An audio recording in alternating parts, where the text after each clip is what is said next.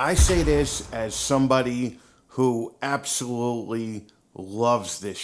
I love cameras, all right? I'll admit it, I got the sickness. But Sony just released the new FX5, and judging by YouTube right now, apparently every one of us needs to start preparing for our inevitable careers as Hollywood filmmakers, because the reviews are everywhere. The FX5 changes everything. Sony just destroyed the competition. I've never seen so many YouTubers shilling a camera for YouTube that's not meant for YouTube. Now, can you shoot YouTube videos on the FX5? Of course you can. But that's like going into a car dealership and coming out with a tank. And here's the thing, the Sony FX5 is amazing. This isn't gonna be one of those videos where I shit all over an expensive camera because I can't afford it. This thing is a monster.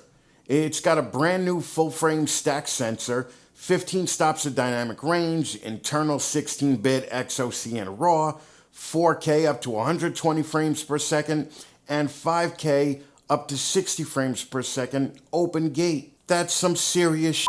But there's one other spec that I think is even more important. $4,899 for the fucking body. Throw in the XLR handle and you're at about $5,500 before you've even bought a frickin' lens. There's this weird thing that happens every time a new camera comes out, and if you've been here for even a month, you know the circus. The camera companies obviously want you to be excited about it. That's their job. Sony isn't a charity trying to make sure that Chris gets beautifully exposed footage of himself bitching about cameras on YouTube.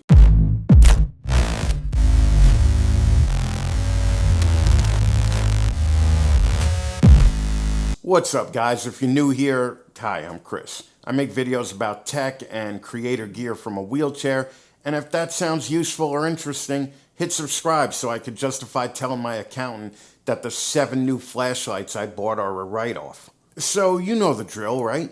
New camera comes out, then the YouTube circus comes to town.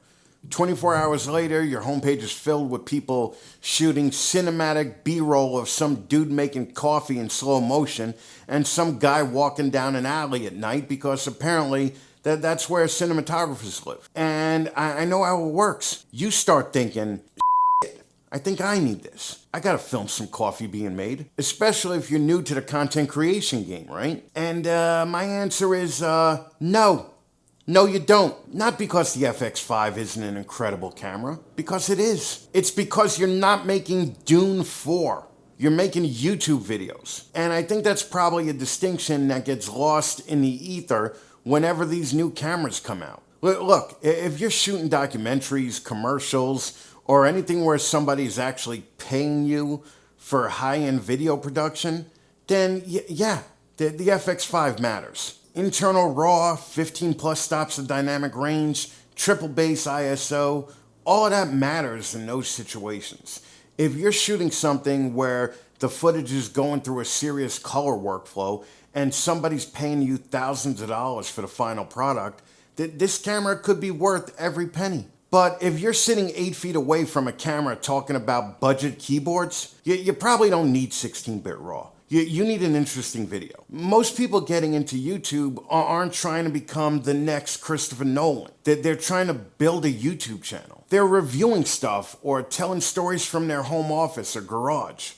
Maybe they're taking the camera outside once in a while or doing overhead shots for some B-roll. But that's the YouTube content creator job, right? And for that job, cameras have been good enough for years. Look at something like the Sony ZV-E10. 6-year-old camera. I'm actually using it right now. This little bastard shoots in 4K. It has interchangeable lenses, Sony autofocus. You could put a decent lens on it, light yourself the right way, which I don't, get some decent audio, and make an absolutely professional looking YouTube video. And if you want even less bullshit, the Pocket 3 from DJI. 3-year-old camera, 1-inch sensor, 4K up to 120. Built-in 3-axis gimbal, autofocus.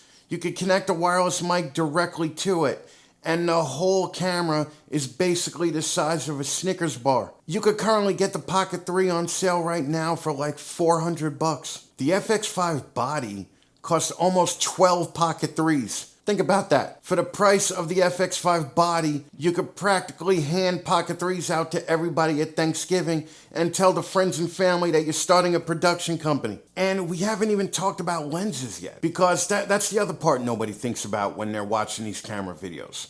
You don't buy a $4,900 cinema camera and slap a $120 Amazon lens on the front. Well, you could, but you could also head on down to the local Walmart for tires for your new Range Rover. But you won't. Eventually, you're going to start looking at Sony G Master Glass. Now you're talking another $1,000. Then you need filters, batteries, memory cards.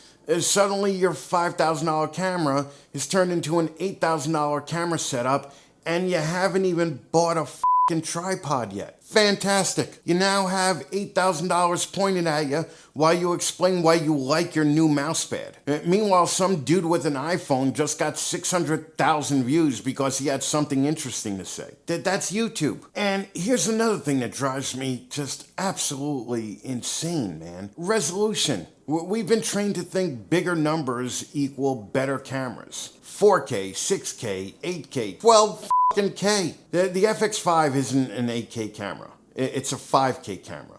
And honestly, I almost like that, because Sony seems to understand what big camera doesn't. That resolution isn't the only factor that makes an image good. But big camera as a whole keeps pushing this resolution arms race, like we're all sitting around watching YouTube videos on an IMAX screen. And look, I know what the nerds are gonna say. Yeah, well, YouTube supports 8K. So what? YouTube viewing on TVs has exploded over the last couple of years. So yeah, 4K makes sense. It absolutely has value. If I'm watching your stuff on a 65-inch TV, I'll happily take the extra resolution. That's one reason I shoot in 4K. It looks good, it gives me room to crop or punch in a shot or reframe something and still have a killer image.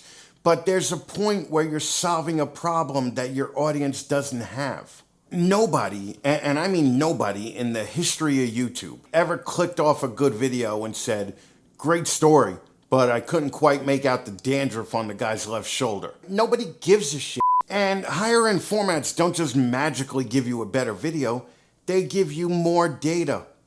Lots and lots and lots of data. A hell of a lot of data. The FX5's XOCN RAW is actually impressively efficient for what it is. But depending on the mode you're using, you're still talking about enormous amounts of footage compared with normal compressed YouTube video. Some early testing results puts a minute of 5K XOCN footage at roughly 3 to 5.5 gigabytes, depending on compression, per minute. So let's say you shoot for an hour. Now you could be looking at around 200 gigs or more of footage. One shoot. And you're not done there, because you're gonna back that footage up, right? So now we're buying bigger SSDs. Have you seen the fucking prices of SSDs right now? Then all of that beautiful raw footage has to go to your computer. And now your computer has to deal with it. Your storage has to deal with it. Your backup system has to deal with it. Your editing workflow has to deal with it. And eventually, you upload the finished video to YouTube, where somebody watches it on their phone while they're taking a shit. That's why I think the conversation around cameras needs to be changed drastically, especially for people just starting out. Stop asking, what's the best camera? That's a useless question, man. Well, we should be asking, what's the best camera for what I'm actually doing? Look, if you're filming professionally, doing commercial work, or you genuinely need the latitude and workflow the FX5 gives you, buy the FX5. I don't care. It sounds incredible. But if you're thinking about starting a YouTube channel, don't let a week's worth of launch videos convince you that your $700 camera sucks. Because it doesn't. Your ZV-E10 didn't get worse because Sony released another camera. Your Pocket 3 didn't suddenly lose image quality. Your iPhone didn't stop recording great 4K video. Nothing happened to the equipment that you already own. A new camera came out. That's it. And again, I say this as somebody who just loves this shit. I love cameras. I love screwing around with the gear, probably more than I should. Put a new camera in front of me and I will happily spend 2 hours watching videos about dynamic range, even though I'm filming myself sitting in the exact same spot for the last 6 months. Look, gear should solve a problem. And if you can't identify the problem that a $5,000 cinema camera solves for you, you probably don't have that problem. If you're just starting YouTube, take that money and keep most of it. And then do something absolutely revolutionary with the rest of the money. Don't spend it. Because the difference between a $700 camera and a $5,000 camera isn't what's keeping most new YouTubers from making good videos. The problem usually isn't dynamic range. It's that they haven't figured out what they want to say yet.